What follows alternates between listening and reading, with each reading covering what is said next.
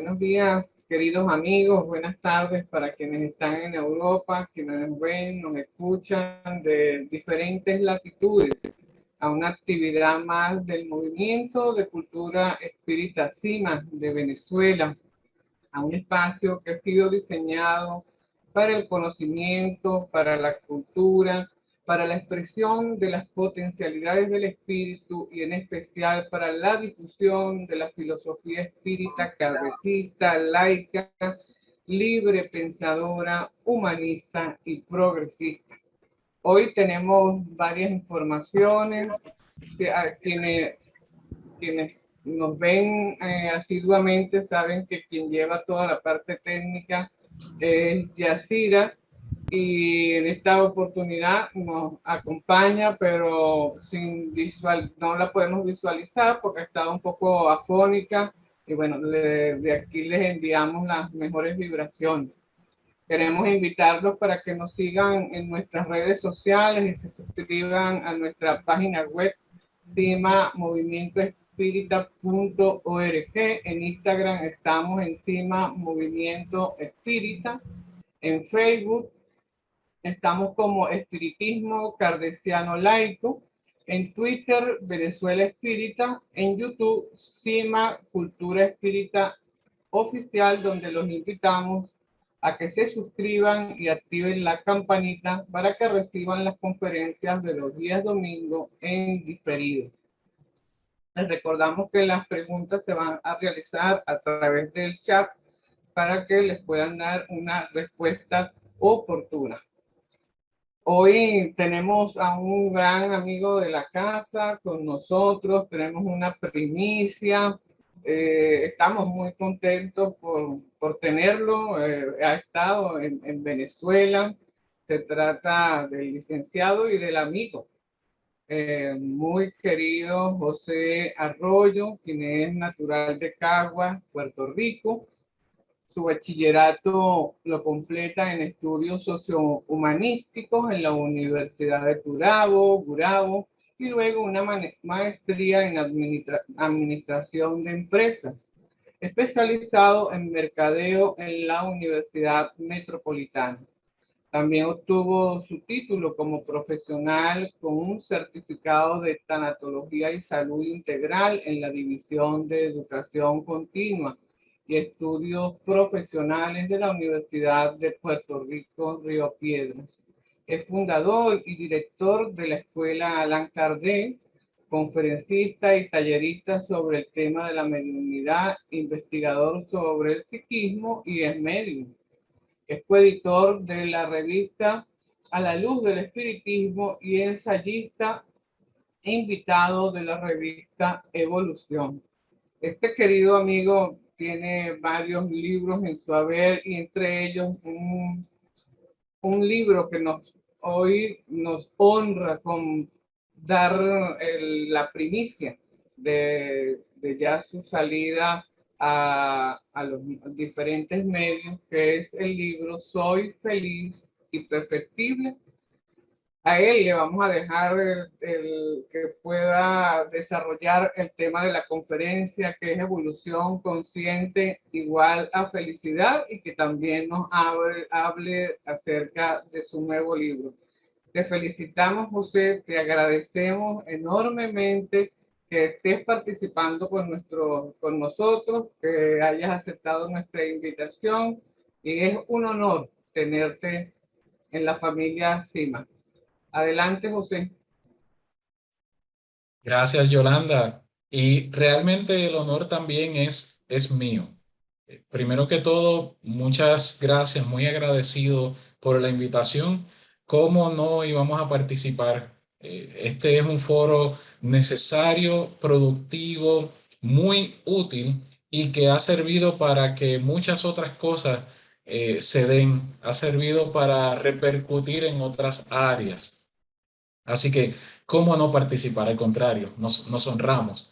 Y creo que escuchándote, Yolanda, voy a añadir ahí en la referencia biográfica, también conferenciante en torno a la felicidad, porque ya es un tema recurrente, ya es un tema que hemos abrazado principalmente, y lo habrán visto a través de conferencias previas y lo notarán también en la conferencia de hoy, en torno a cómo desde el espiritismo se ve un tema que está siendo hoy día estudiado, ampliamente divulgado en universidades, en foros, ya no solamente por psicólogas, psicólogos, por motivadores, ya es un tema que llega al gobierno, a estratas de gobierno, llega a la industria, llega a las empresas, se está colando de una forma u otra a través de iglesias, a través de seminarios.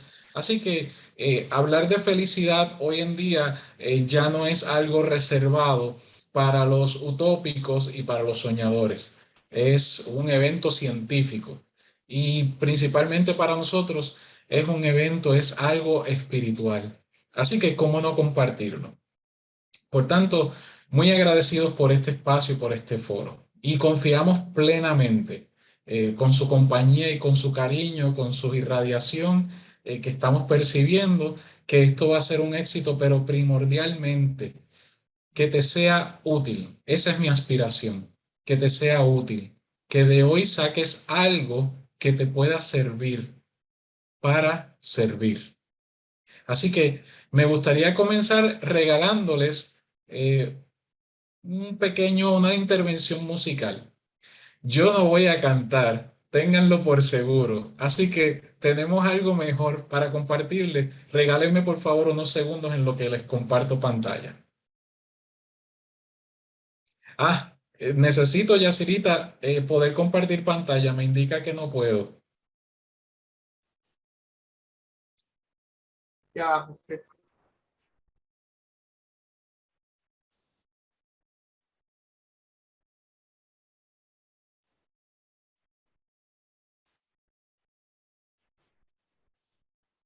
Tal vez haya que compartir el ser coanfitrión. Sí, ahorita. Muy bien. Ahora sí. Sí. Permítame por aquí entonces. Brevemente, las personas que están en sus celulares o con conexiones débiles o intermitentes de Internet, podría ser que el ancho de banda se consuma ahora se consuma un poco más, así que tal vez la conexión no les sea tan fiable. No se preocupen que una vez terminemos con estos primeros 5 minutos, vamos a comenzar la conferencia. Si se les cayera la señal, por favor pueden reconectarse.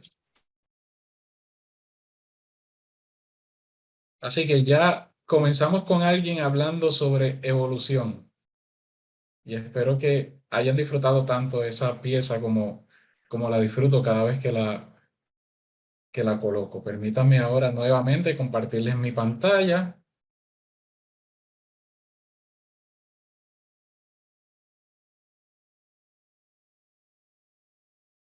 Sí, excelente.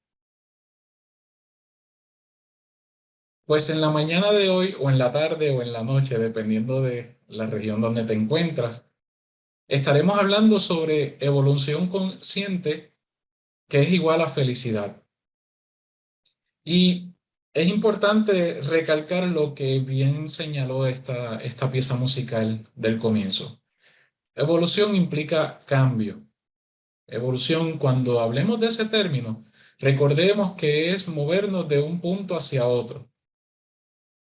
No tiene que ver con algo positivo. Nosotros le damos una connotación positiva al término evolución. Pero evolución simplemente implica que cambia, que se adapta. Ahora bien, felicidad también es importante que lo definamos. Y la felicidad se define como una percepción subjetiva de bienestar que incluye toda una gama de emociones positivas. Así que ya pueden imaginarse por dónde va nuestro mensaje de que la evolución consciente es igual a la felicidad. Para poder hacer este viaje juntos, de dialogar en torno a la evolución consciente y la felicidad, yo quiero presentarle a dos personajes. Quiero presentarles a y a B. Estos no tienen un color de piel similar a nosotros, no tienen género, como pueden observar, porque son espíritus, o más bien son superespíritus lo que estás viendo. Pero A y B son dos espíritus que utilizaremos de ejemplo para que absolutamente todos nosotros podamos sentir alguna cercanía con el mensaje y con el trayecto, el viaje de A y B a través de la evolución. Como todos nosotros, A y B fueron desarrollándose e individualizándose a través de experiencias prehumanas, como constan en el libro de los espíritus en la pregunta 607, hasta alcanzar el estado hominal. Nosotros los espíritus no fuimos creados como espíritus, ¿verdad? Realmente somos parte de ese principio inteligente, del principio espiritual que en todos lados permea, en toda la naturaleza se encuentra, en estado latente, en estado potencial, que se encuentra en todos los rastros de vida que están a través del universo. Por tanto, comenzando, recordemos que ya de por sí el mirar nuestro proceso evolutivo nos trae unas grandes lecciones, lecciones en cuanto al respeto a los recursos naturales, lecciones en cuanto al trato hacia los animales, así como la trascendentalidad de la domesticación con nuestras mascotas. Miremos la naturaleza no como algo utilitario, algo a ser utilizado y descartado. Miremos la naturaleza como aquel lugar por el que transitamos en un momento dado con poca conciencia o en inconsciencia y que ahora, con más conciencia, observémosla con amor, con respeto, con gratitud, porque por ahí también están transitando muchos otros, muchos que nos alcanzarán. A y B han transitado los pueblos y culturas del mundo por milenios. Es como nosotros. Hemos caminado a través de todo el orbe terrestre. Si nos limitáramos solo a este planeta, y vamos a hacer ese ejercicio. De igual forma, A y B han estado encarnando, desencarnando, reencarnando en uno y otro punto del globo. Aquí es donde el proceso de sentimiento patrio, sentimiento nacionalista, los sentimientos de cultura específica ganan otra dimensión también y se reenfocan, se amplían. El concepto de ser cosmopolita, de ser un ciudadano o una ciudadana del mundo completo, tiene una dimensión espiritual. Y el transitar a través de los pueblos y las culturas por milenios no necesariamente garantizan progreso o garantizan que se ha aprovechado las lecciones. Hay hay un término común que se utiliza, que utilizan algunos mediums o algunas personas sensitivas o simplemente para describir a alguien. Hay personas que dicen, esa persona es un espíritu viejo, queriendo decir que es una persona sabia. Sin embargo, sabemos que la longitud de tiempo no es garantía de aprovechamiento. Tal como un estudiante reprobado va a pasar más tiempo en sus cursos y no significa que lo aprovechó más que alguien que pasó menos tiempo. Así que el ser viejo, el ser vieja, el ser un espíritu viejo, alegadamente, no necesariamente va de la mano de buen aprovechamiento. Eso depende de nuestra voluntad y de cómo nos adaptamos, de cómo evolucionamos. Siempre lo hacemos y fue el caso de A y B. Siempre evolucionamos impulsados por algo instintivo, intuitivo, por algo subconsciente. Y ese algo que impulsa, que motiva, es la aspiración del progreso. Es la búsqueda de bienestar, el deseo de mantener niveles óptimos de felicidad. Sí, intrínsecamente en todo ser humano por tanto, en todo espíritu, hay un deseo genuino, latente, subconsciente de felicidad. Y eso queda demostrado de muchas maneras. El progreso nos motiva, nos mueve. La aspiración hacia la felicidad o mantener niveles de felicidad constantes nos llevan, nos movilizan hacia adelante. Pero el progreso y la felicidad no son rectilíneos y unilaterales. Y esto es muy, muy importante que lo tengamos presente. Decir que alguien progresa no implica que todas las dimensiones, que todas las áreas, las facetas de sus personalidades, de sus inteligencias, de su ser, están progresando a la par. Como ustedes saben, en la propuesta filosófica espiritista se estila el pensar que el progreso se divide en dos grandes grupos: el progreso intelectual y el progreso moral, o el progreso técnico o de conocimiento y el progreso ético, sociológico o emocional. Como bien saben quienes han leído en el propio libro de los espíritus, la propuesta de los espíritus es que el progreso intelectual precede, va adelante del progreso moral. Y algunas personas cuando leen esto no lo pueden comprender porque están pensando en prioridades.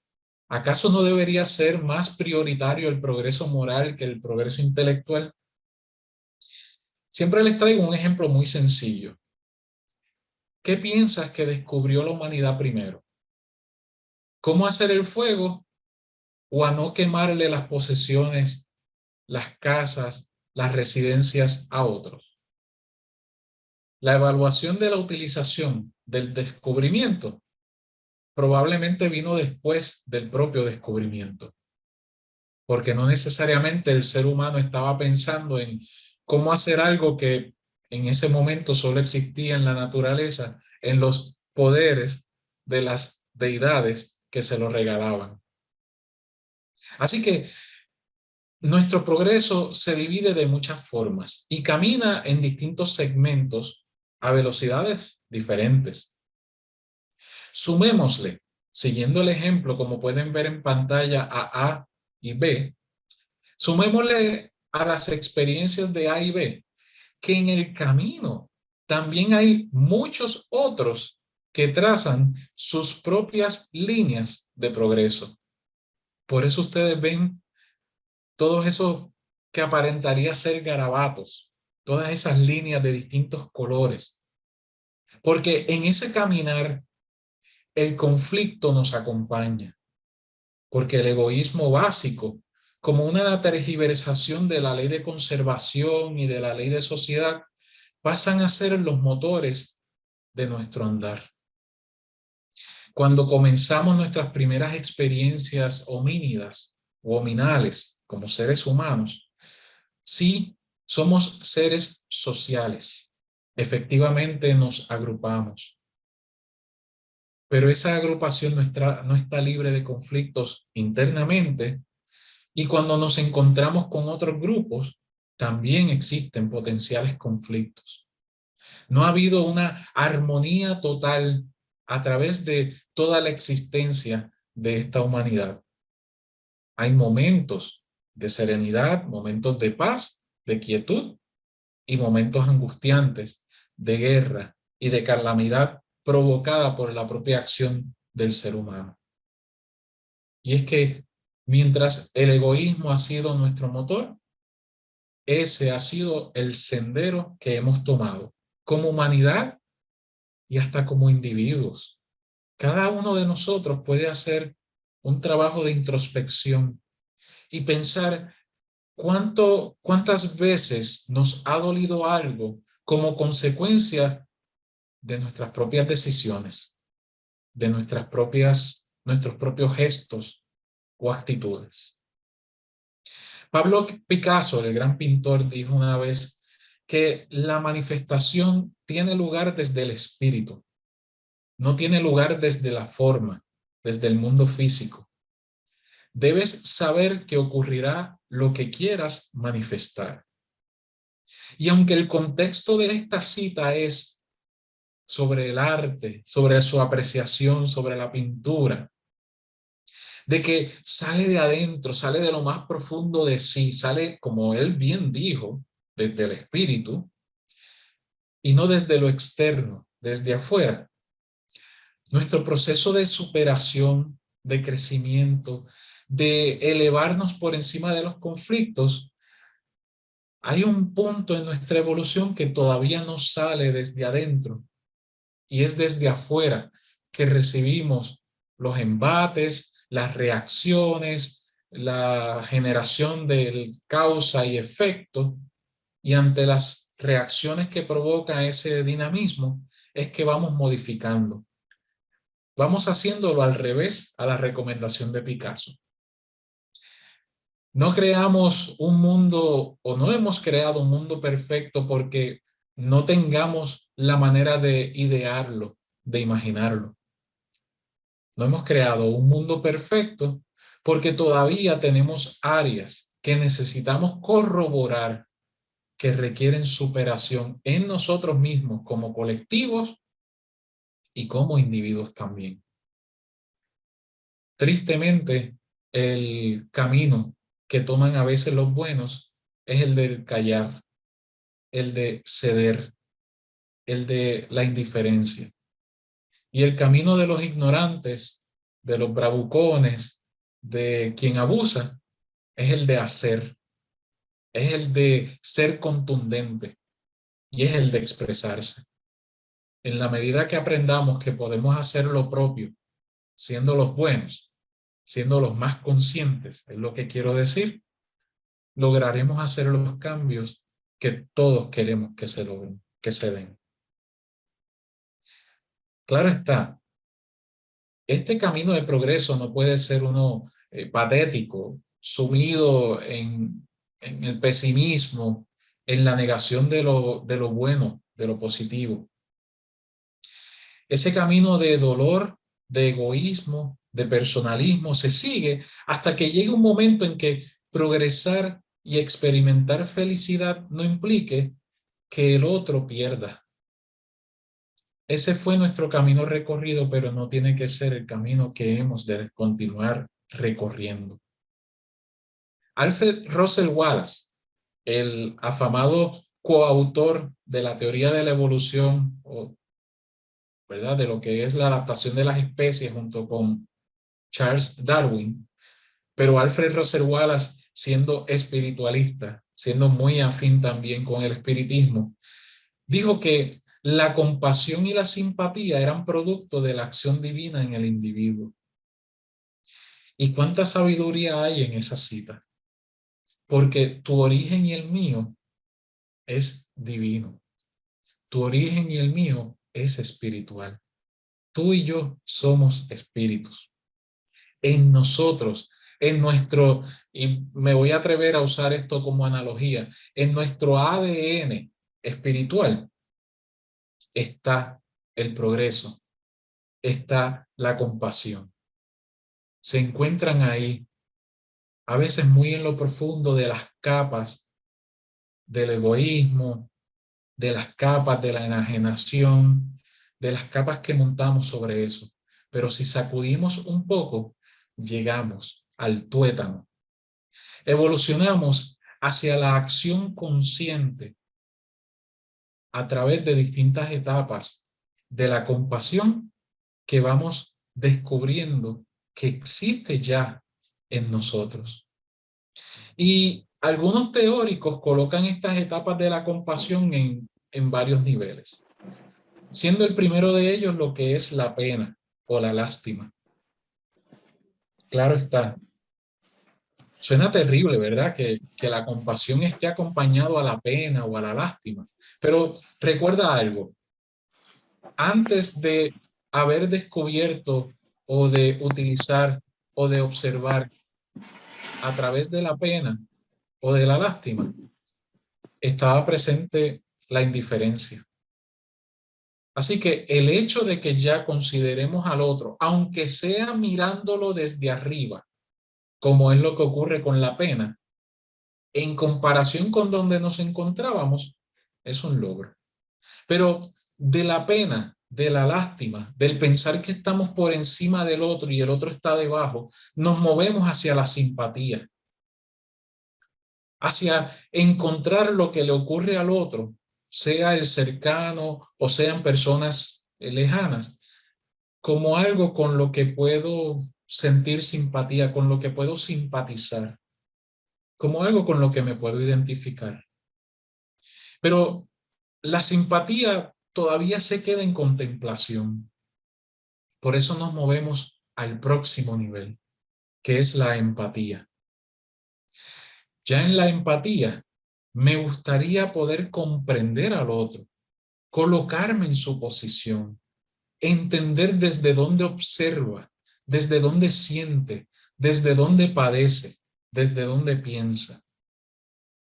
Pero la empatía continúa siendo, aunque un proceso genuino, un proceso necesario y un proceso amoroso, todavía carece de algo. Y por eso es que viene un próximo nivel, que es el de la compasión, que es cuando observas no solamente el dolor ajeno, sino que decides hacer algo por aliviar ese dolor ajeno. La compasión es amor con acción. Es, de hecho, la empatía moviéndose, movilizándose. Y el último o el próximo nivel de la expresión del amor, de la acción consciente en el progreso, es el del altruismo, que también va de la mano del heroísmo. Siendo el altruismo esa motivación intrínseca propia del ser humano de moverse a dar, del moverse a hacer, del constantemente involucrarse en el quehacer, del dar de lo que tiene, sean estos talentos, sea esto arte, sea tiempo, sea dinero, sean los recursos que sea, pero es cuestión de darlos. Y darlos no solamente ya a un individuo o a dos individuos, sino involucrarse con algo que uno piensa que es más grande que uno mismo. El altruismo es lo que genera espacios colectivos como este espacio del CIMA. El heroísmo, que está de la mano, está en el mismo nivel, en ese quinto nivel de las expresiones del amor, de esa evolución consciente. El heroísmo es, entonces, el considerar dar, pero hasta incluyendo el que yo pierda. Cuando le llaman héroes a bomberos, cuando le llaman héroes a doctoras que están contra viento y marea, a falta de recursos, haciendo, cuando llaman héroes a personas que van más allá del llamado del deber cuando es su profesión, o personas que se lanzan al peligro para rescatar, para salvar a otros, para dar la mano. Cuando se les llama héroes, es porque están ejerciendo el altruismo, llevando la compasión a un nivel de entrega tal que no hay consideración de lo que podría ser su propia pérdida.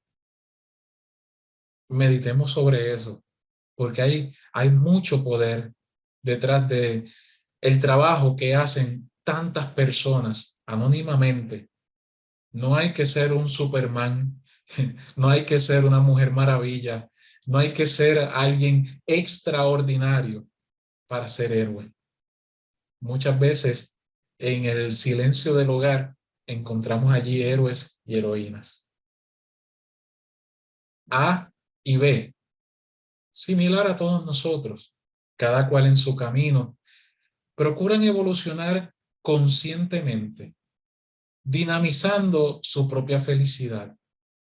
No hay un método o una forma o una manera uniforme de poder describirla, de poder ejercerla, de poder identificarla de manera igual en todos los seres humanos.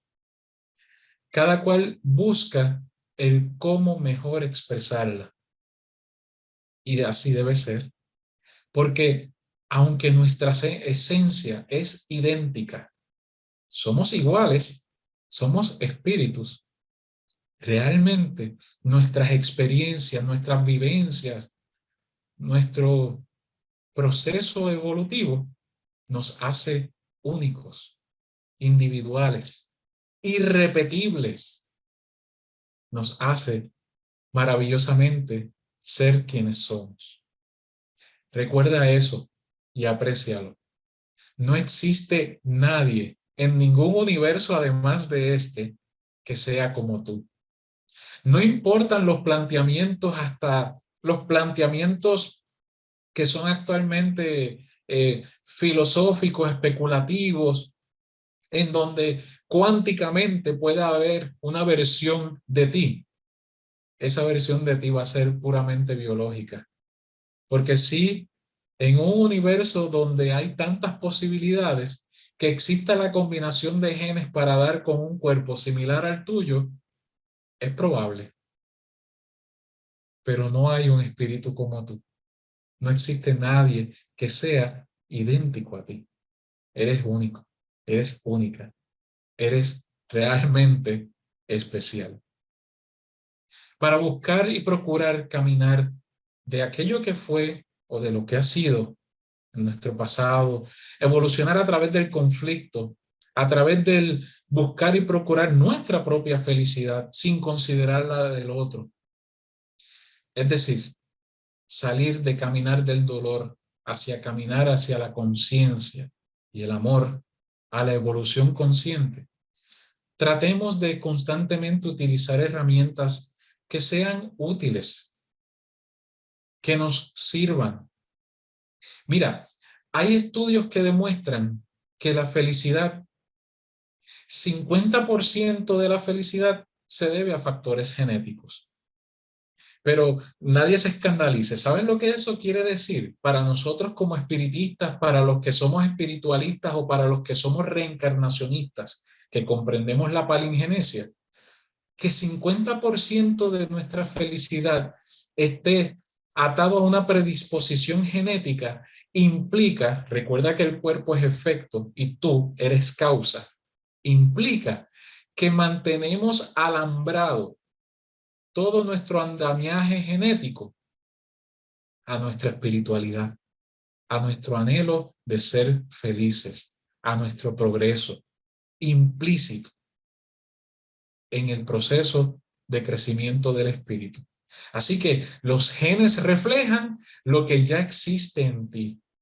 10% de tu felicidad está atado a las circunstancias. Tener un bebé le puede generar a algunas personas felicidad.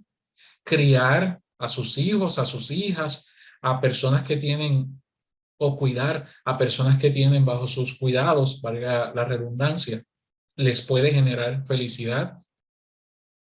Alcanzar etapas de éxito, carreras, profesiones, eh, distintos roles, les puede generar felicidad. Y 40% de la felicidad está atado, está correlacionado a actividades intencionales o cosas que hacemos conscientemente para ser felices. ¿Qué tú haces más allá de satisfacer las necesidades básicas? ¿Qué tú haces para estimular tu felicidad? Eso es una pregunta reflexiva, porque aquí va la otra. ¿Qué tú haces para estimular felicidad en otros de manera consciente? ¿Cómo podemos hacer? ¿Qué herramientas utilizamos para constantemente movernos en una onda feliz? Ahora bien, no confundamos alegría con felicidad. No confundamos jocosidad y risas con felicidad. Hay momentos de tensión, hay momentos de angustia, hay momentos de enfermedad, hay momentos de desarmonía. Hay momentos de frustración. Hay toda una lista de lo que podríamos llamar emociones negativas que son parte de nuestro acervo como espíritu y coexistimos con ellas y es saludable coexistir con ellas porque tienen una función evolutiva, tienen una razón de ser.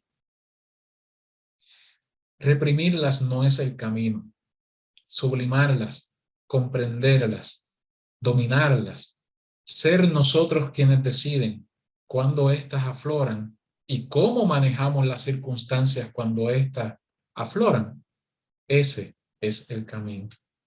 Así que entre distintas herramientas que podemos buscar o que podemos utilizar, algo que me encanta del espiritismo es que el espiritismo no es otra filosofía espiritualista que le da con inventarse alguna técnica para lograr algo de manera maravillosa y extraordinaria, ni prometer ni siquiera desde curas hasta sanaciones, ni prometer cosas que van más allá de lo que son procesos. El espiritismo tiene mucho que ver con la psicología conductista, con la psicología cognitiva. Tiene mucho que ver con la psicología humanista y la psicología de la liberación. El espiritismo toca tanto con tantas ciencias que me encanta que no sea un recetario de actividades, sino que te permite a ti el ir descubriendo aquellas que te son útiles. Entre las actividades, como bien establecimos, que el espiritismo tiene mucho que ver, o la psicología cognitiva y conductual tiene mucho que ver con el espiritismo, pues entre ellas está el dominio del pensamiento, el manejo del pensamiento, el manejo adecuado de las emociones. Y hay herramientas para lograr esto, para dejar de reaccionar y comenzar a actuar. No como un autómata, no como una máquina, sino como lo que eres, como espíritu, pero con conciencia, tomando pausas antes de brincar, de gritar, de exaltarte, de reaccionar visceralmente.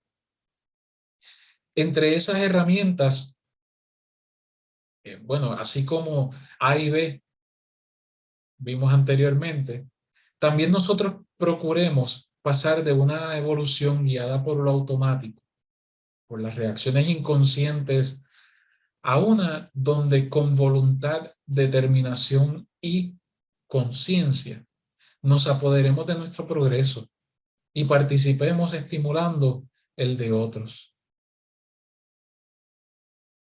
Con el pasado, ¿sabes lo más que podemos hacer? Ya que es eso, es lo que pasó, es reenfocarlo, reinterpretarlo. No lo podemos modificar. Podemos modificar el cómo interpretamos lo que fue nuestro pasado, el por dónde caminamos, lo que hicimos, lo que dejamos de hacer, si herimos, si no herimos, o las cosas buenas y positivas también del pasado, las podemos reenfocar. Pero se encuentra ahí, en el cofre de los tesoros que constituyen tu riqueza. El futuro es incierto. El futuro no lo podemos definir. Lo estamos construyendo día a día, decisión a decisión. Podemos proyectarnos hacia lo que nos gustaría que sea nuestro futuro, pero ¿sabes qué? No estás allá, estás aquí. Así que esa proyección se podrá concretar en la medida en que manejes adecuadamente tu presente. Por eso hablábamos de usar herramientas adecuadas.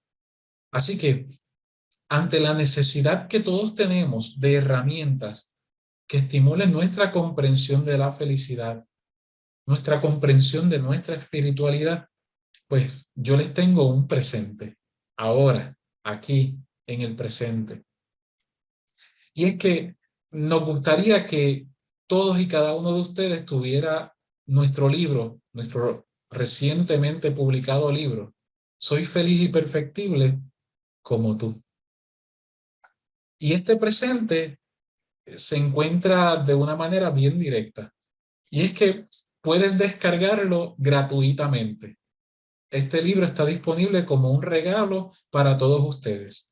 Y a su vez como un regalo para todas las personas con quien lo quieras compartir, porque es un archivo en PDF, así que lo puedes descargar a través de nuestra página educacionespírita.com y ve a la sección de biblioteca para que ahí puedas descargar el libro. Si prefieres adquirirlo impreso en colores, con páginas en colores, visita amazon.com y desde tu región es posible que puedas adquirir el libro de manera impresa. De todas formas, para nosotros es un regalo, es un presente, es algo que queremos compartir contigo. Y este libro lo que hace es traer el cómo el espiritismo y la ciencia de la felicidad coinciden y te pueden ayudar a vivir una vida mejor, más consciente y más feliz. Gracias a la gente del CIMA, gracias a Yolanda, gracias a John, gracias a todas las personas involucradas, Juan José Torres, que sé que hace la diagramación, todas las personas involucradas en la revista Evolución, nace este libro, porque está basado en las contribuciones que hemos hecho en distintos artículos a través de la revista Evolución. Así que si no has tenido la oportunidad de leerlas y leernos allí, primero te invito a que leas la revista Evolución, la disfrutes, porque es un repositorio de conocimiento espírita actualizado, genuino, maravilloso. Pero segundo, si todavía no has tenido esa oportunidad, adelante, lee el libro, te lo regalo. Gracias. Gracias por haberte conectado. Gracias por estar viendo esta presentación. Gracias por tu atención y gracias por tu cariño.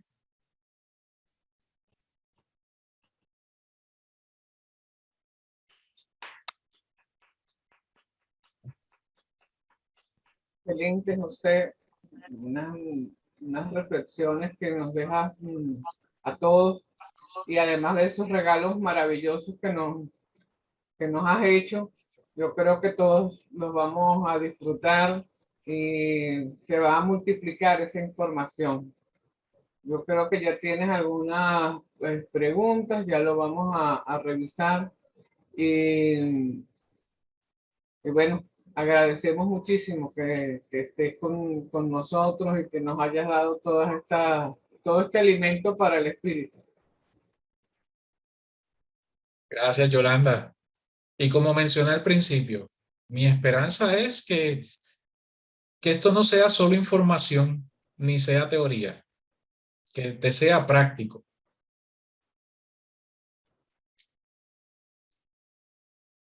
Ahorita tienes felicitaciones y muchas reflexiones que son profundas, como tú mismo las has expresado, y te dice aquí también Juan José Torres. Los invitamos a hacer cualquier pregunta que ustedes deseen. Ah, aprovechen que tenemos a José con nosotros y pueden hacer ese intercambio de manera directa. A veces no tenemos este espacio y es necesario. Uh-huh. Alguien te pregunta, Jansen Ventura, de Venezuela. Buenas tardes. La felicidad es subjetivo? Pues Jansen, gracias por tu pregunta. Y mira, los estudios de la felicidad admiten y reconocen que la percepción de felicidad sí es subjetiva. Y una vez se admite esto, lo que se hacen son cuestionarios, encuestas y estudios para medir cómo se dan una serie de actitudes o de sentimientos prosociales que están relacionados con la percepción de felicidad. Lo que a alguien le hace feliz, no le hace feliz a otro. Aquí puede haber personas que nos están viendo que les genera mucha felicidad, según ellas perciben felicidad, que su equipo favorito gane el partido de fútbol. Pero existimos personas que no seguimos los deportes, así que el que gane un partido, un equipo u otro, nos es indiferente y no nos genera felicidad. Por tanto, no es algo objetivo que se mide de forma igual para todos. Es algo, sí, muy subjetivo. Pero, y cerrando con tu pregunta para darle espacio a otras personas, pero también hace falta reenmarcar, volver a redefinir lo que pensamos que es felicidad. Y eso es parte de lo que hacemos con nuestro libro. Muchas veces lo que nos enseñaron en casa, lo que nos enseñaron en la escuela, lo que nos enseñaron en los grupos de socialización y la propia sociedad, principalmente la comunicación y el mercadeo, lo que nos han enseñado sobre felicidad, la mayoría de las veces no lo es. Así que esa es la razón de por qué nuestra exhortación es a estudiar el tema, porque está siendo comprendido de una forma distinta a lo que se nos enseñó. ¿Alguna otra pregunta? Buenos mediodías, buenas tardes. Muchas felicitaciones. Milady, por favor, las preguntas por el chat. Disculpe, sí, disculpe. Gracias, Milady, gracias. Y gracias por haberte conectado y haber participado por aquí también.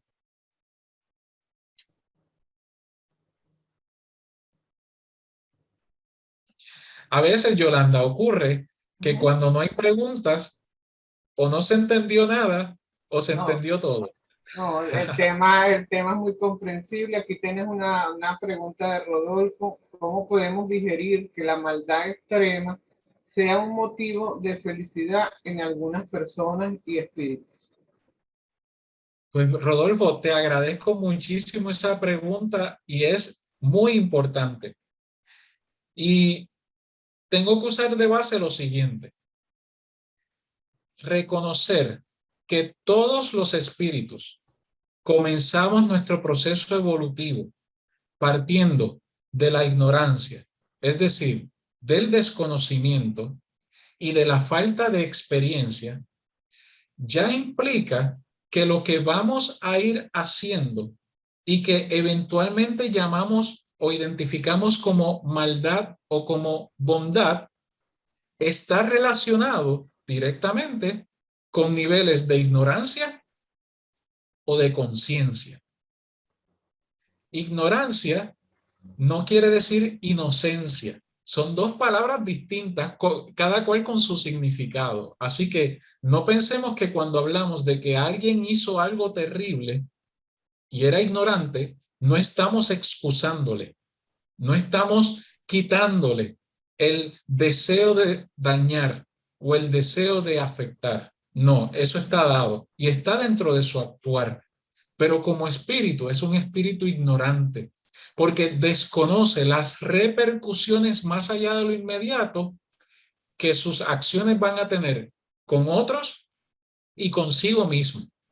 Está actuando desde la ignorancia y la rectificación que ocurrirá a través de la causa y efecto, acción y reacción que generarán sus acciones, será lo que le ayudará a reconsiderar y a moverse de la ignorancia hacia la experiencia, hacia la conciencia. Efectivamente, hay individuos que parecería que se disfrutan el dolor ajeno.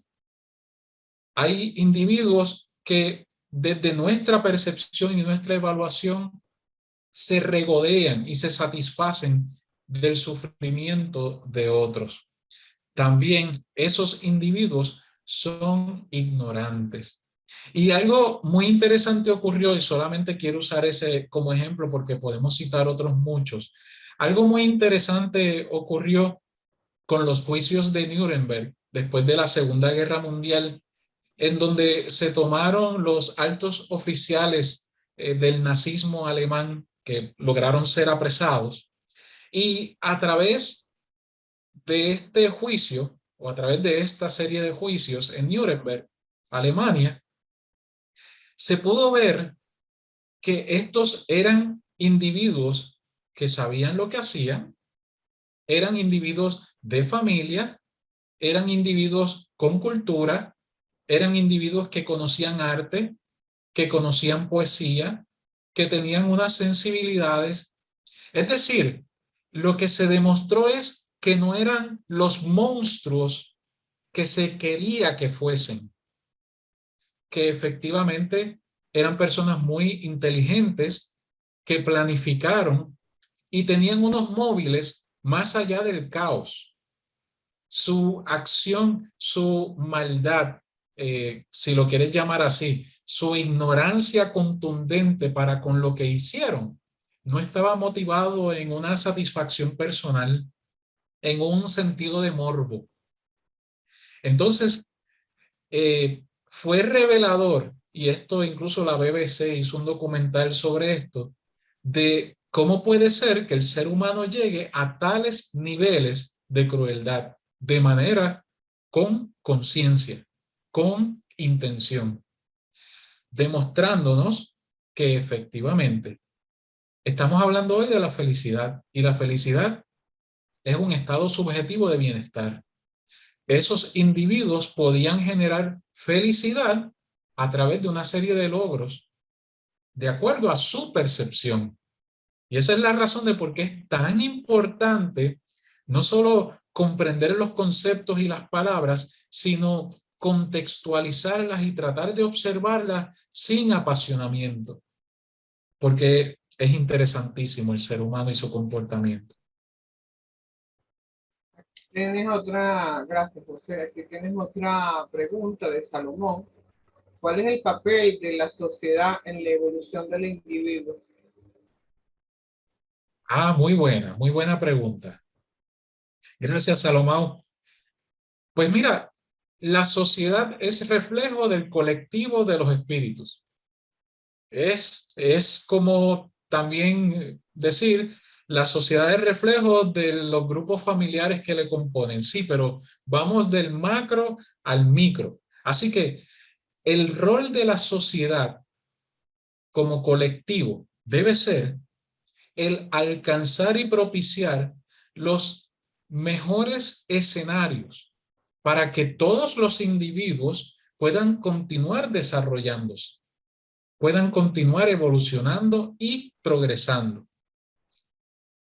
Ahora bien, de nuevo, las sociedades, por lo menos en los países donde se encuentra la democracia, sea esta más o menos cuasi imperfecta o cuasi perfecta, dependiendo de dónde se miran, pero en los países en donde existe la democracia, alegadamente, hay una representación de los individuos a través de unos elegidos que se supone que articulen ese bienestar colectivo a través de leyes y a través de proyectos e iniciativas. Lo que muchas veces nosotros los individuos hemos olvidado, y a veces es cuestión de comodidad y hay otras razones del por qué ocurre, es que esos otros que hemos escogido trabajan para nosotros. No trabajan dándonos, trabajan rindiéndonos cuenta. Así que hay una responsabilidad dual en este proceso del manejo de la sociedad y del bienestar de sus individuos, que hace el tema sumamente rico y complejo. En fin, la sociedad refleja lo que los individuos permiten que ésta refleje. Las sociedades, por usar otro ejemplo que me encanta constantemente hurgar y buscar, las sociedades nórdicas, las sociedades de los Países Bajos, Dinamarca y Finlandia, incluyendo Dinamarca también, Finlandia, Noruega y Suecia, además de Islandia, Son sociedades altamente organizadas, sumamente prosociales, con una serie de ventajas que vienen de un acuerdo colectivo que nace en el hogar y que nació en la necesidad de los individuos de decir, oigan, tenemos que dialogar aunque pensemos distintos y movernos en una misma dirección si queremos todos sentirnos bien. Así que es un reto para todos los que no vivimos en esos países. José, tienes una pregunta de Euris, de Venezuela, vecina de Caracas. ¿Se puede considerar la felicidad como eslabones o situaciones particulares gratificantes que se van uniendo a lo largo de nuestras vidas? Pues, Eurídice, gracias por la pregunta. Mira, de nuevo, si nos remitimos a como los científicos ven la felicidad, un estado subjetivo de bienestar, que a la misma vez se encuentra correlacionado a toda una serie de actitudes prosociales, pues entonces esos pedazos, esos estadios, esos momentos de felicidad, no es que incidan en una gran felicidad. Es decir, aquí viene uno de los mitos, y no estoy diciendo que sea de donde parte tu premisa, Eurídice, pero quiero dejar establecido que uno de los grandes mitos detrás de el estudio de la felicidad es que las personas piensan que la felicidad es un fin en sí, que es como algo que debo alcanzar, y no es así. Tú mencionas muy bien si son como pequeños eslabones, pequeños pedazos que construyen un gran todo. Esa es una manera de verlo. La felicidad no es una cosa o no es un lugar que se encuentre a donde debemos movernos, a donde debemos ir. La felicidad pasa a ser una actitud de cómo apreciar y mirar la gente, las circunstancias, las cosas y a nosotros mismos. Hay hay un gran secreto que les voy a compartir. Cuando tú reemplazas los anteojos de la queja, de constantemente quejarnos, por los anteojos de la gratitud, del agradecer, el universo completo se ve de manera distinta. Y no estamos hablando de optimismo tóxico, estamos hablando de una forma de cómo el ser humano se eleva, cómo aumenta. La gratitud no implica enajenación, ni implica negación de lo que necesita ser mejorado. Implica que el ser humano agradece tener ejemplos que le sirven de hacia dónde moverse y se motiva a cambiar sus circunstancias o aquello donde puede hacer y realizar algún cambio. Esa es la diferencia. Mi lady de Venezuela, aparte de felicitarte, pues quería también preguntarte acerca de cómo pueden descargar tu libro. Yo les añadiría que es a través de la página www.educacionespírita.com, biblioteca, en el área de biblioteca. Correcto. Ahí es que está el libro. Tienes un comentario de Inés Mejía. Pienso que hay que diferenciar de las actitudes y acciones que nos proveen felicidad duradera de la felicidad momentánea. Sí, pero ahí era que establecíamos que felicidad no es alegría. La alegría es momentánea y pasajera. La felicidad es algo constante. Eso es lo rico del estudio de la ciencia de la felicidad, que uno comienza a ver términos, conceptos y ser específico. Nosotros en lo coloquial, nosotros mezclamos montones de cosas, porque en el lenguaje coloquial tratamos de ser económicos, y algunas personas viven con el temor de que hablar correctamente otros lo vayan a ver como alguien pedante o alguien que piensa que es mejor que otros, y todas esas dinámicas que uno mismo se hace y a veces no son parte de la realidad. Pero no, realmente si nos referimos adecuadamente a las cosas, hay que diferenciar lo que es sonreír de lo que es reír, lo que es alegría, contentura, satisfacción, de lo que es felicidad. La felicidad incluye todo eso, pero no significa que se mantienen constantemente. Hay hay también una serie de estudios relacionados con la infelicidad de no ser feliz. Y es la trotadora eudaimónica. Bueno, no les voy a adelantar el libro, no se los voy a leer, está ahí. Todito eso está ahí, se los recomiendo. Se pregunta Guillermo Meléndez desde Punto Fijo, Venezuela. La paz, refiriéndome a la paz interna, ¿puede ser considerada el verdadero estado de felicidad? ¿Qué opinas sobre eso? Pues Guillermo, gracias por la pregunta y de igual manera, Inés, gracias por el comentario que nos sirvió para elaborar previamente. Pues Guillermo, la paz, en el caso de la felicidad, realmente está asociado a la plenitud. Ese, ese estado de serenidad y de sentirse que se ha logrado, que se domina, que primordialmente se encuentran entre nosotros actitudes prosociales, sentimientos positivos y reacciones y acciones positivas, le llamaríamos plenitud. Pero ciertamente la paz es un estado que se encuentra integrado a la plenitud.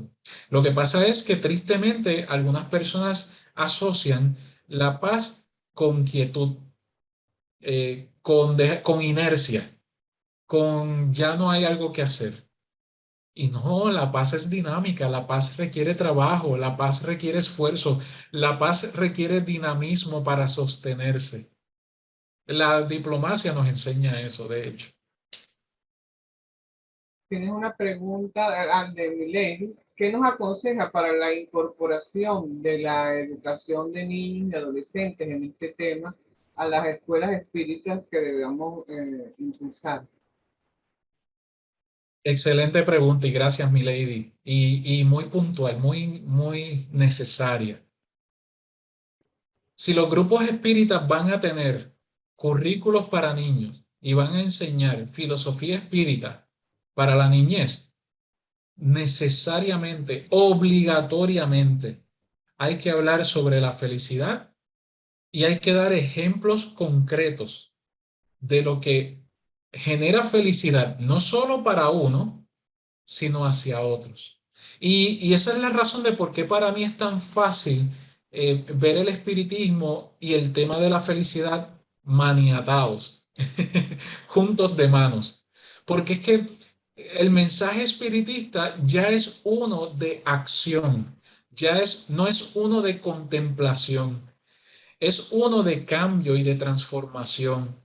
A mí me ha tomado por sorpresa, no hace tanto, el, el tener conversaciones con personas que se han dicho espíritas, se dicen espiritistas, y que se sorprendan de cómo lo presentamos, lo proyectamos o hablamos de él como si fuera un generador de ideología o un generador de movimientos prosociales.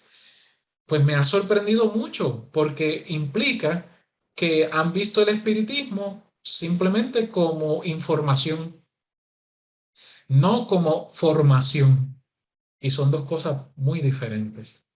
Así que para la niñez espírita hace falta no solo la información, no solo los datos, hace falta la formación que estimule en ellos ese sentimiento de bienestar a través de diferentes formas de lograrlo, pero también que los lleve hacia ese estado óptimo de expresión del amor, que es el altruismo, que es el dar. Y el dar para afuera y el dar para adentro, ¿verdad? Nunca dejándose fuera de la ecuación. Eso es muy importante. Se pregunta a Morín en un perfecto español. Muy grato escuchar la presentación de José Arroyo. En el transcurso de la evolución, los desvíos que tomamos más, hacen que tardemos más en dar nuevos pasos, pero no nos hacen retroceder, ¿verdad? Es una primera pregunta.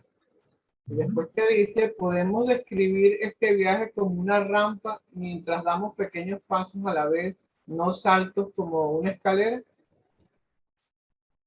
Gracias, Amorín, por esa pregunta. Y sí, ciertamente, mira, me gusta usar mucho y ya lo usamos aquí en una conferencia anterior cuando estamos hablando de progreso.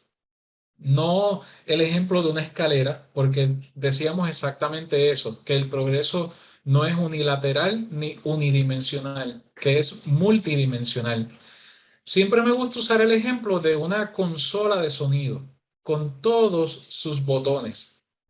Y realmente para que funcione armoniosamente no pueden estar todos arriba, no todos suben a la misma vez, unos arriba y otros abajo. Y de esa manera es como mejor puedo mencionarles que es nuestro caminar evolutivo. Podría ser que parezca que en un momento dado observemos y parecería que en comparación con un estadio anterior hubo retroceso o no hubo progreso. Pero eso es porque hacemos una apreciación macro, sacamos una foto, no miramos el detalle. Hay detalles, hay matices, hay segmentos en los que ha habido progreso y otros en los que no. Algunas personas dicen, y esto es una frase que a mí no, es de esas que a mí no me gusta repetir, pero las utilizo de ejemplo. Antes todo era mejor. Y constantemente yo bromeo, mi esposa y yo bromeamos y decimos, antes cuando el promedio de vida era 30 años, o cuando te daba una enfermedad que ha sido erradicada hoy día y perecías, o antes cuando había que tener 12 hijos para que por lo menos 4 sobrevivieran y llegaran a la adultez, o antes cuando la mujer simplemente era para la casa y el hombre era el que mandaba. ¿O de qué antes estamos hablando? Porque si sigo mencionando ejemplos, antes no era mejor. Así que de igual manera pasa con nuestra apreciación del progreso. Hay que a veces dejar de mirar el macro y comenzar a mirar los segmentos, los pequeños progresos que se dan. Nos pregunta Luisa de Venezuela. En Venezuela un psiquiatra muy respetable dijo alguna vez que el venezolano festeja pero no es feliz. ¿Qué opinas al respecto? Pues de hecho, muchas gracias por ciertamente por esa analogía, por esa historia. Dijo algo muy cierto, porque Luisa, uno puede celebrar y uno estar de la boca hacia afuera en un carnaval, pero simplemente está buscando distraerse, no necesariamente expresando felicidad. Eh, Miren, hay algo muy interesante que encontramos cuando estábamos estudiando el tema de la felicidad y era que uno de los roles que más felicidad e infelicidad genera en el ser humano es la maternidad y la paternidad. Y que nadie se escandalice. Lo que esos estudios demostraban era que en el comienzo de la crianza podía generar infelicidad o momentos de infelicidad porque habían preocupaciones de trabajo, preocupaciones sobre el futuro, preocupaciones sobre la salud de esa criatura, preocupaciones sobre la atención que necesita, preocupación sobre la alimentación especializada que a veces se da en muchas criaturas, preocupaciones relacionadas con la transportación para los servicios médicos o el no acceso a servicios médicos para esas criaturas, preocupaciones sobre su educación, sobre su escolaridad, preocupaciones sobre el clima político y lo que está ocurriendo con el magisterio, con las maestras y los maestros a nivel internacional, preocupaciones con los niveles educativos. Ay, Dios mío, tantas y tantas preocupaciones que generan infelicidad. Y esa infelicidad está relacionada con su rol de papá o de mamá. Por otra parte, también esos mismos roles generan felicidad. la felicidad del orgullo del logro de esa criatura, sea desde el poder gatear por su cuenta, poderse levantar y dar sus primeros pasos, poder articular sus primeras palabras. Y claro, siempre está la apuesta de qué va a decir primero, si mamá o papá, ¿verdad? El poder encontrar momentos de logros a través de la crianza de esas criaturas generan felicidad. Así que, ciertamente, yendo de nuevo a la pregunta de Luisa, sí, podemos desde afuera estar creando una ilusión y una capa, una máscara de felicidad y por dentro no estarla disfrutando y no estarla contemplando. Es parte de la paradoja de ser como somos. Es lo que vamos descubriendo, cómo somos algo mejor.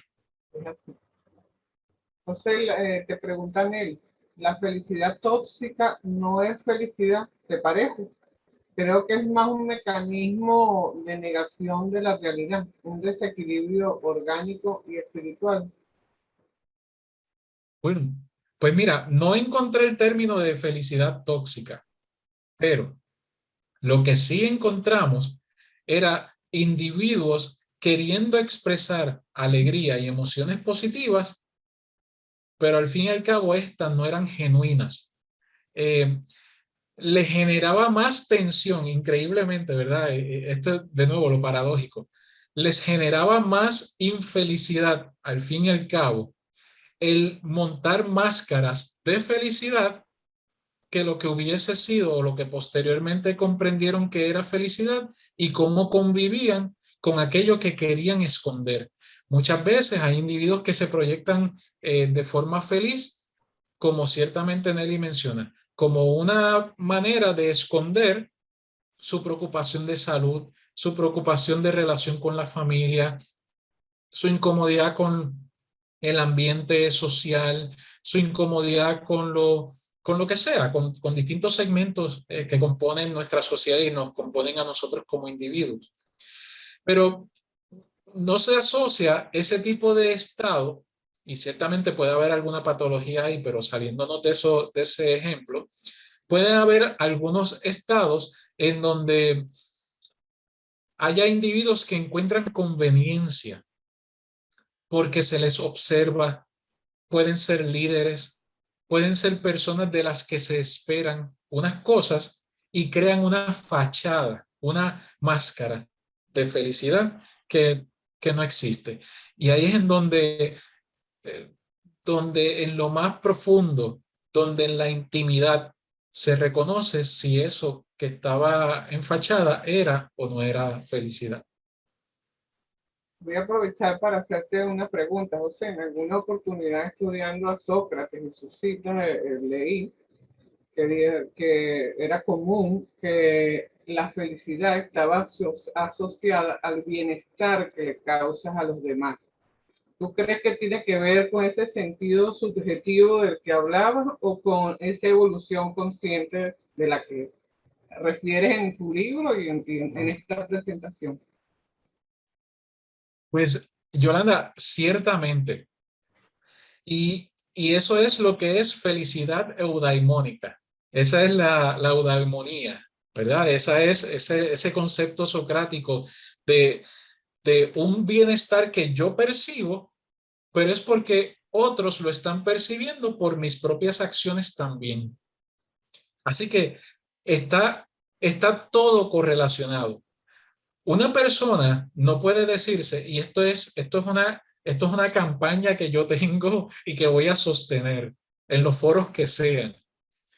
Y creo que en mi libro también dejé un mensaje al respecto, eh, sin buscar ofender, sin que nadie se incomode, o quien se incomoda, pues espero que se movilice hacia la comodidad. Pero para mí es difícil comprender que alguien se diga muy espiritual, que alguien se piense muy espiritual y que no haga cosas que demuestren esa espiritualidad, que no tenga actitudes propias de esa espiritualidad en lo íntimo y en lo público.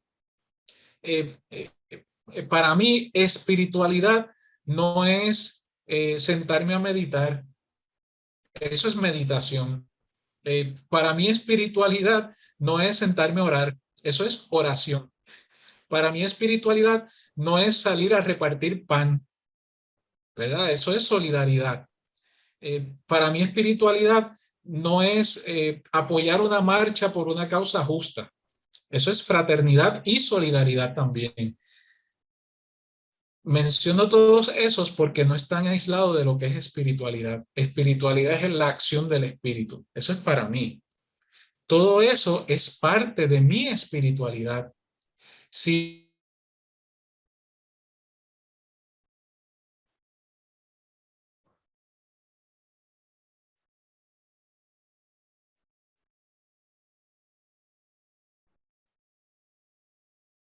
No se escucha, ya va José, no se escucha.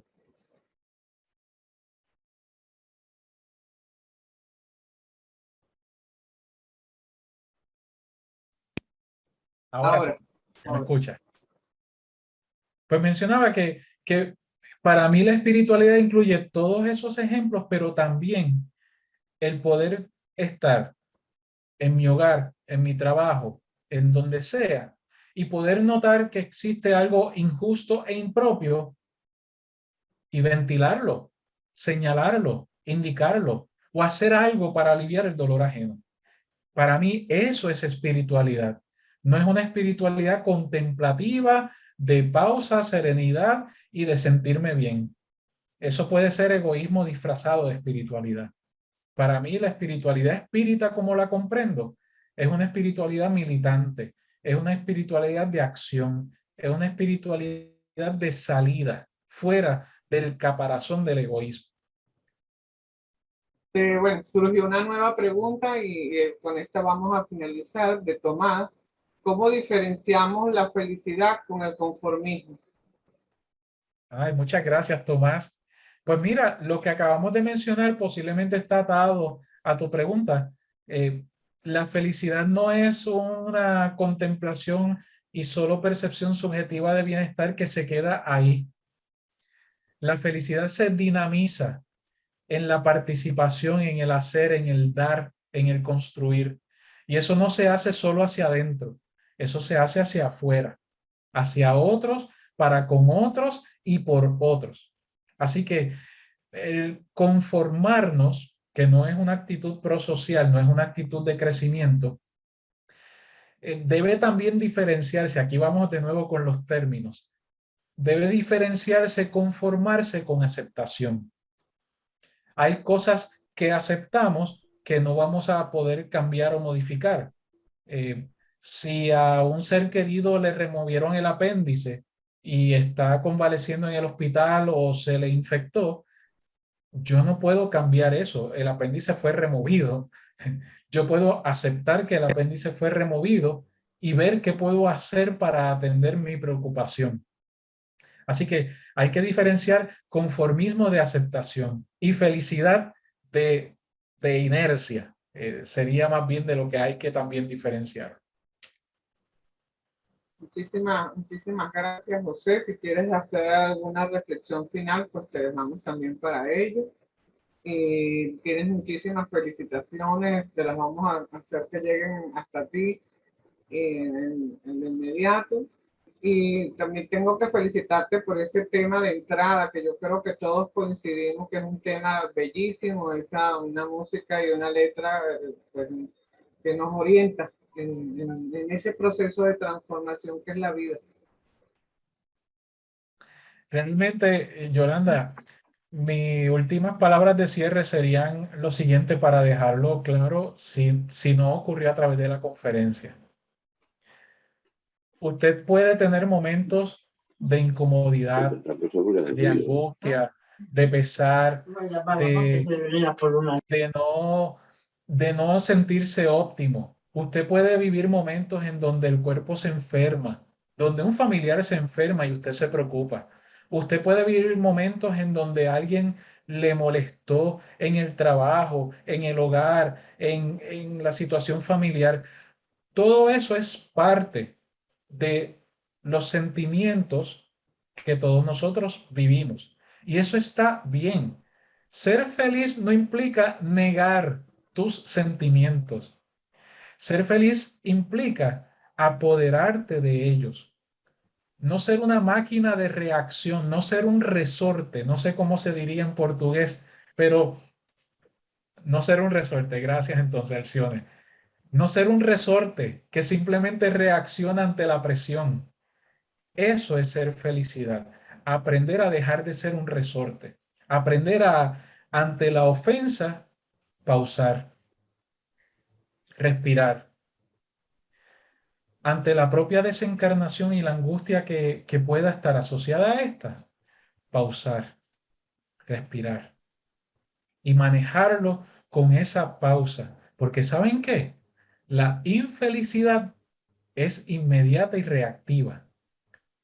Es talámica, está alambrada en nuestro cerebro, está cerquita de todas las reacciones para estimular supervivencia. La felicidad. Nosotros como espíritu mantenemos en nuestro periespíritu un mapa que se refleja genéticamente y se encuentra alambrada a áreas del cerebro donde se abre toda una farmacia, donde se abre la dopamina, la oxitocina, la serotonina, las endorfinas, donde todas ellas salen a decirle a tu cuerpo, estamos bien, estamos en serenidad, vamos hacia adelante, sigue y continúa. Así que, por favor, sigue y continúa y sé feliz. Vamos a brindarte al unísono un aplauso porque estamos muy satisfechos con tu